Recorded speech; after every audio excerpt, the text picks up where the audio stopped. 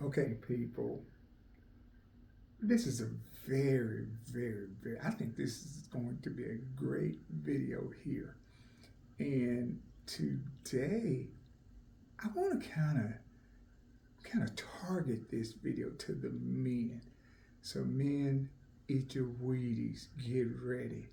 Let's go. I'll get right off into it. And here's something that's a very serious topic for us men of 2026. And again, without further ado, let me jump right on into it. Here's something that men go through in life. You have a male, and then you have that male that marries. Let's just say man marries wife, right? And this is gonna get heated, I know. So y'all get ready, guys. So here's where we at. He marries him a wife. Let's say that man is making $500,000 a year. That's $500,000 a year, right? And let's say he get him wifey. Wifey can either not be working, or wifey can be working a part-time job. Let's just say $15,000 a year, right? Okay. So we have a man that's making $500,000 a year. Wifey, either she's not working or she may be just be working part-time, right? So here we go. So they get married and they stay married a year, 2 years, 3 years, whatever the case may be. And then if it doesn't work out, then you have the guy, well established, $500,000 a year. Female, her money is not that big. She makes a little bit of money, or she may not make any. So when she marries this guy, then he's got a ton of money, and she does. They marry. They become one. They become husband and wife. They marry for 2, 3 years, 4, 5, 8, 10 years. You never know. If it doesn't work and they get a divorce, then in the court of law, then the guy that was making $500,000. I mean, he had it going on, had quite a few things and what have you, doing very well. And the young lady that wasn't doing so well financially. So y'all already know where I'm going, guys. So when a divorce comes about, God forbid, but it happens, then in the court of law, the female, you have to divide everything, and the female gets half of what I know you're steaming now. But anyway, that's real life. The female gets half of what the man had. And the huge deal about that is that is not fair. How can that be fair? The law only looks out for the female. This is the guy. I had this and I had that. She didn't have nothing when I got with her. But now she gets half of what I had. I have to agree, in a worldly sense, that is not right. That is just not right. Okay? So guys, I know you're with me. I'm with you. That is not right. I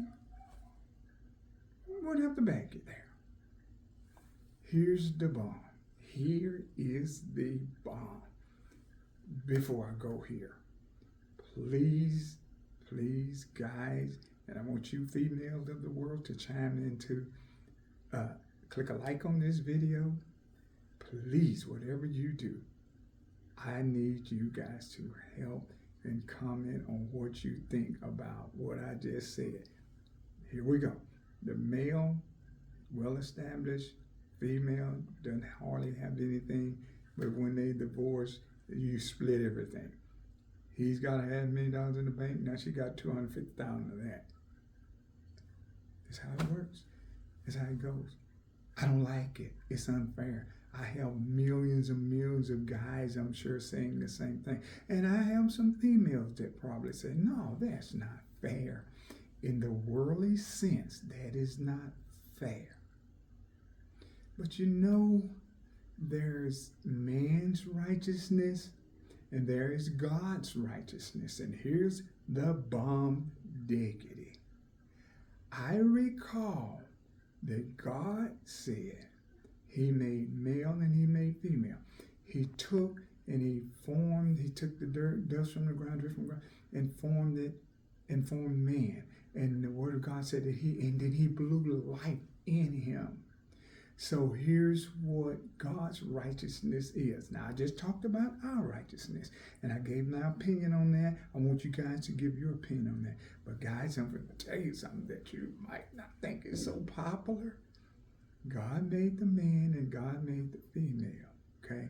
When he made the man, God said he was proud of him, and we don't know how long the man was here before the female hit the scene, right? Okay, so he was so proud of man. He gave man authority. He gave him dominion over everything. And when before he created the female, before he brought her on the scene, rather, he created all the animals of the world and stuff like that. I'm sure you read the story. And he brought them to Adam. God stepped out of the picture. He brought them to the man and said, name them. And God was pleased with everything Adam named, everything in the earth realm. Adam, power, boy, he walked some power. He had everything he needed. And the word of God said he took the man, placed him in the Garden of Eden, guys, to dress it and to keep it. I'm telling you right now, Adam was walking in some extreme, mega power, straight from the word of God. Later on, as we find out, here comes Eve. Eve hits the scene. The word of God said God put the man to sleep, right? And then he said he took from his rib and he made Eve. Now, when Eve comes on the scene, God takes another step back.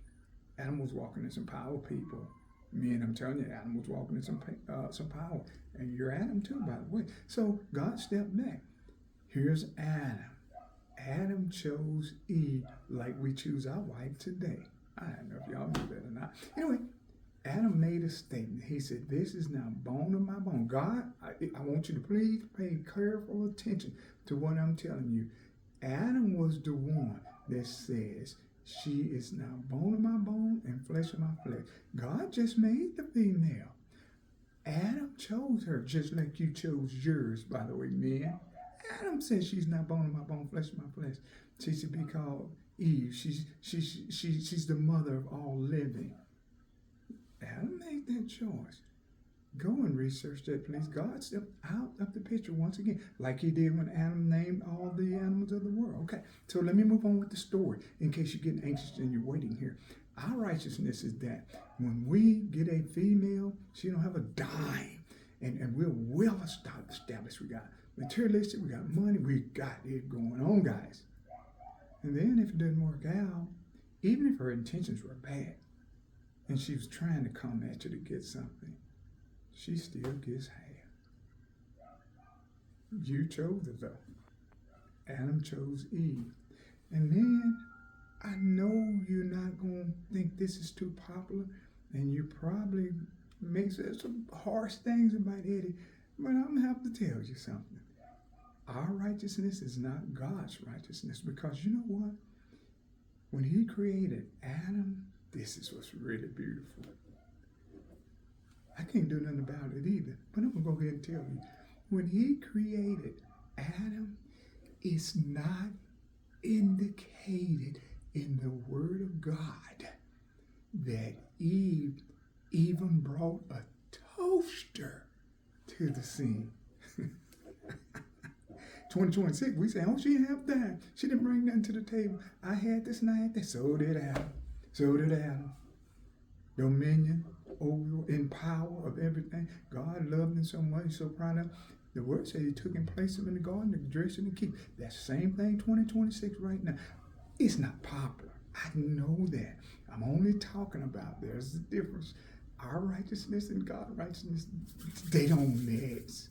They don't mix. So you know what? I'm a child of the King.